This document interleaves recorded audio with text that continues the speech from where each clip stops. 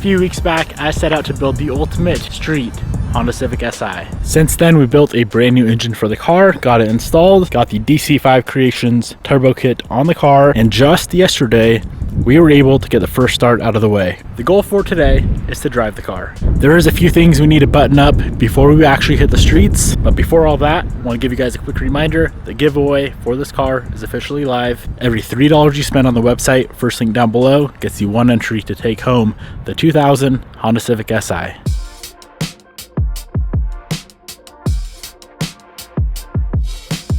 Before we get too carried away with the day, I'm gonna go ahead and make a list of everything that we need to get done before this thing can hit the streets.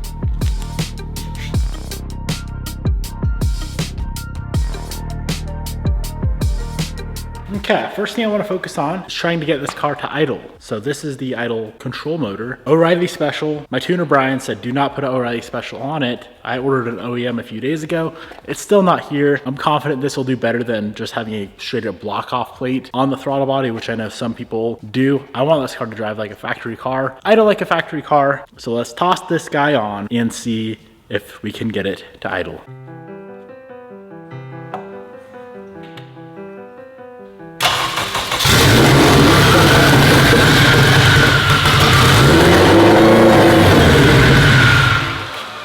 Better. I don't love it in the slightest. I'm just gonna have Brian, Mr. Tuner Brian, swing by and get this thing dialed in. Here you go, tuner.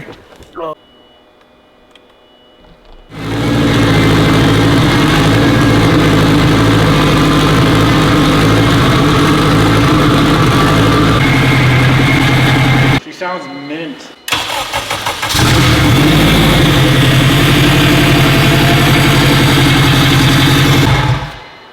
A couple light adjustments in the map.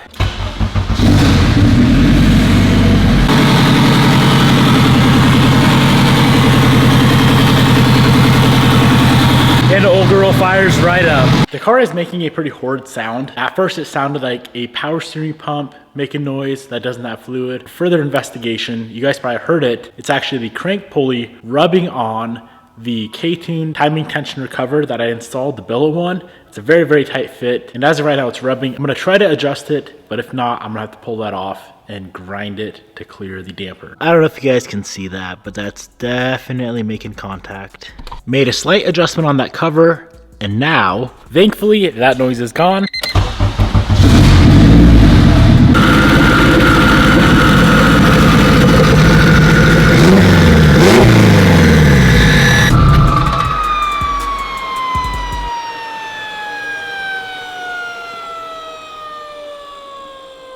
I didn't know we built a airplane.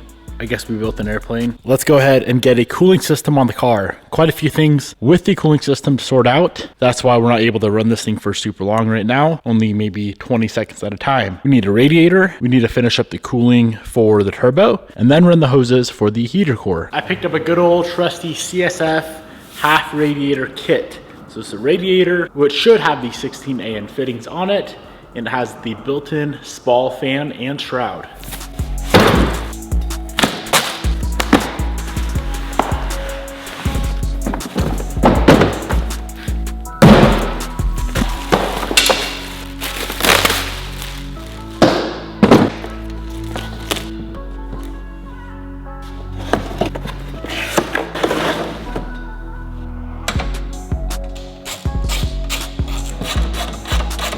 This guy's ready for an install. Now before we clutter up the engine bay with a radiator, let's deal with the cooling lines that run for the heater core and for the turbo. I mentioned a few days ago when I installed this kit, the turbo kit, a lot of people don't even cool the turbos. I'm just gonna build the cooling system for the turbo right in line with the heater core. Not that much extra work, and it should help with the longevity of the turbo.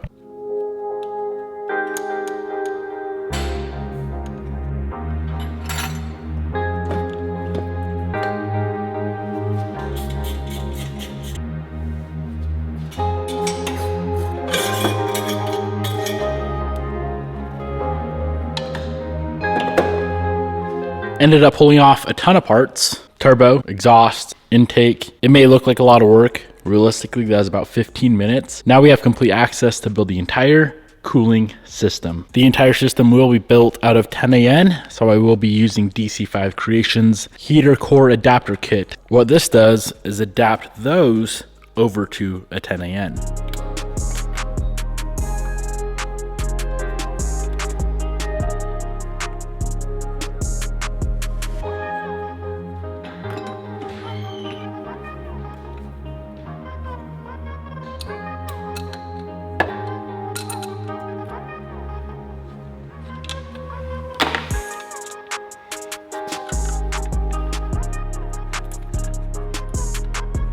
I have the whole entire cooling system mapped out. This is going to be pretty nice and simple. 10AN port there will come up into the turbo, come out the other side of the turbo into the heater core. The other heater core will run like factory right into the port right there. That port, like factory, will connect on the adapter that gets bolted on right there. Now the fun part, let's build some lines.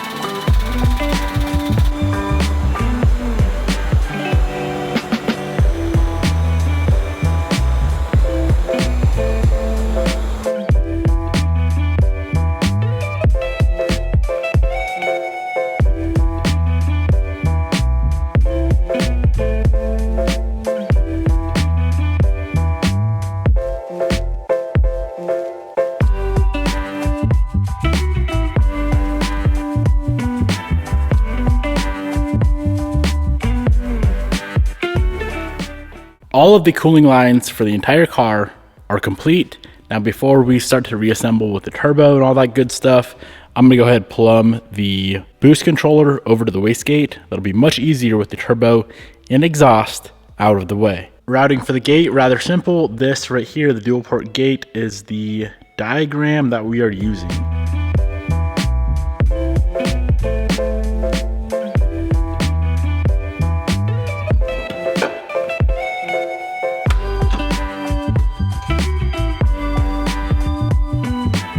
Radiator's in. It's a bit tight of a fit, but it definitely will clear as this motor tilts back and flexes. Shouldn't be a problem whatsoever.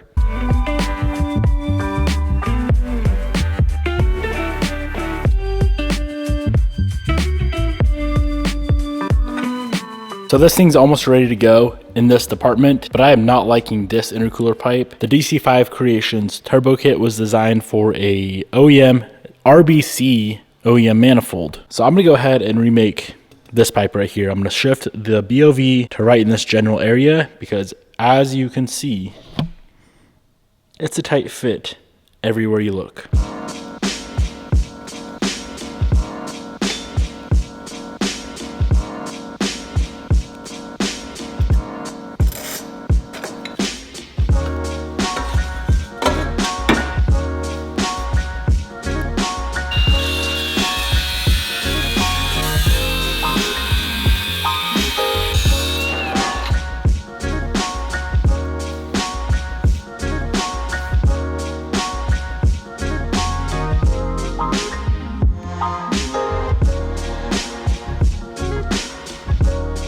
Like it was meant to be. A 90 coming out of the intake lines up pretty much perfectly with the lower section from DC5 Creations. Let's go ahead and get that tigged up, and then I want to place the BOV probably right here. We'll also need the intake air temp sensor welded in somewhere on this pipe.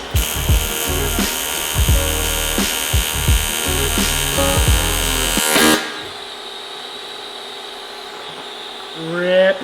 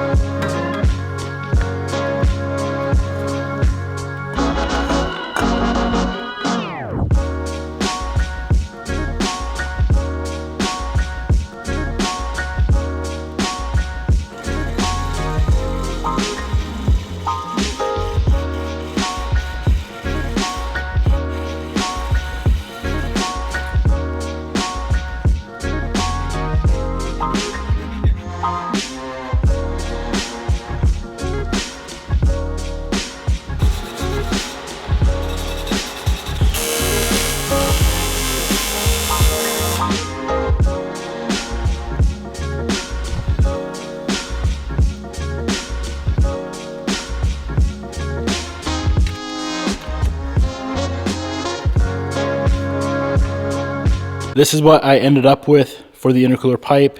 Very, very pleased with how everything turned out. I love the new BOV location. Before it was kind of hidden out of the way. IAT before was kind of chilling on the radiator. Now it's shifted way out of the way. Last thing I need to complete this pipe, I need to bead roll the end of the pipe, which I do not have the tools here to do that. And I need a matching clamp, 2.5 inch, with that little spring on there so it all flows evenly. One last thing before we can slap in some coolant, get it bled, and go on the very first drive. We need to wire in the fan. So this comes off the SPAL fan off of the CSF half rad that we have. This is the K-tune harness. As you can see, that plug will not plug into there. So I'll cut both connectors off, install this very beautiful Deutsch connector, plug it together, and we'll have a fan.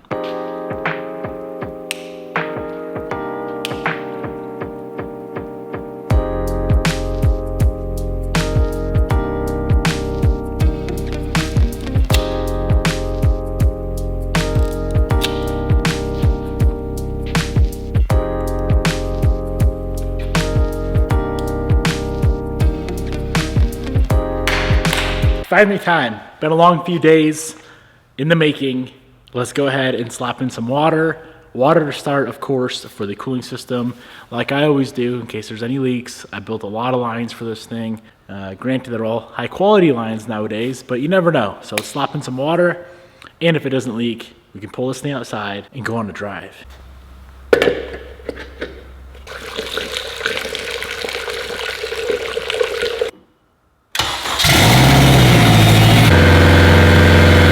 Well, now I feel dumb. I connected the actual fan to the wrong connector. I connected it to the fan switch wiring on the K-tune harness. What I actually need to connect it to is this. The fan is not coming on, of course, as of right now. So I'm gonna make a quick wiring adjustment, and then we should have an active fan, and then we can start dialing in the map on this car.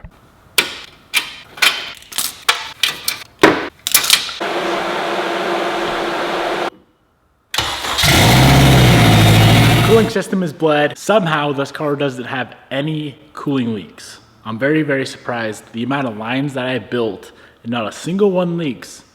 It's a step in the right direction.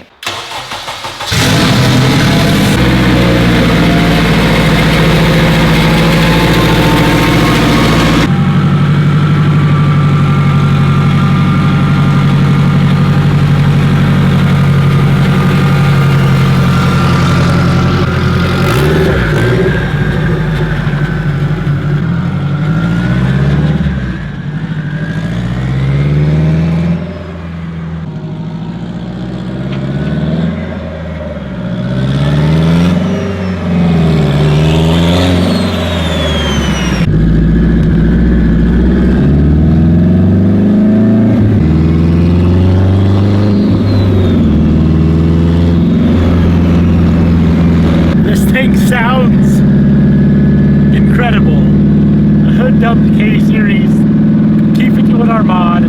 Now I know you guys want the exhaust changed, and I'm gonna change it. That it sounds so sick. Just listen to the turbo spool.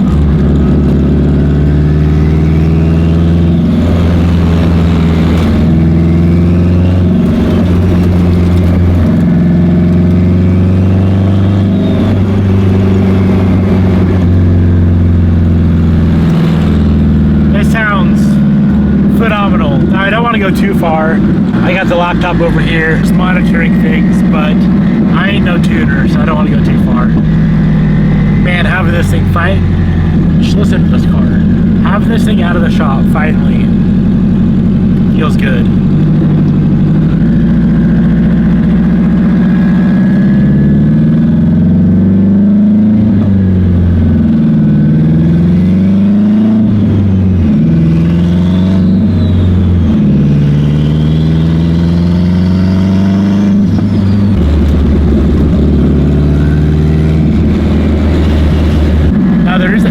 On the dash that are not working. The speedo, which I know why that's not working, the RPM, but I do plan on going to the Haltech IC7 dash. Either we need to put the dash in this car, a Haltech dash, or a million gauges to monitor everything with the engine. I really think the Haltech dashes look the best. They are expensive, but in my opinion, well worth it. So as soon as we get the Haltech dash in here, I'll get everything working like it should.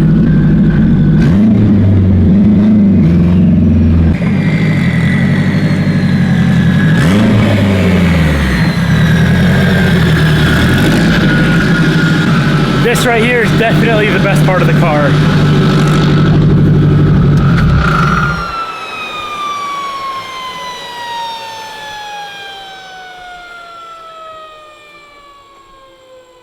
Another day coming to an end. I feel like I got a ton accomplished in this episode. First drive out of the way. Now here's what's left with the build. It runs, it drives. There's still quite a bit left to do. I need to upgrade the fuel pump and the fuel hanger. Of course, get the car tuned on the dyno. Minimum of, let's say, 550 wheel on ethanol. The car will be tuned on flex. So pump gas, 92 octane, and E85. It's got a flex sensor on it, so it'll adjust to whatever you have in the car. We need to do that. I need to get the front bumper on the car and trimmed for the front mount intercooler. Get the hood on. You guys really want a full exhaust, even though I think you're crazy. I'll do a full exhaust. Get the hood on. I did pick up a brand new fender for the passenger side, so we got to get that painted and installed. Do some finishing touches on the interior, and I did pick up a different set of wheels. I do really like the spoons. The spoons, in my opinion, fit this chassis, this car very, very well. But I got something else right there, just in case they look better. And then, like I mentioned, I will be doing the IC7 dash from Haltech. Just waiting on the dash mount to come in so we can get the dash installed, looking proper. There is probably another million things that I'm missing, but that is the gist of it. That's what needs to get done on the car before it goes home to one of you guys, which if you want to win the car, head to the first link down below. $3 spent is one entry to take the car home when it's all finished up. Goodbye.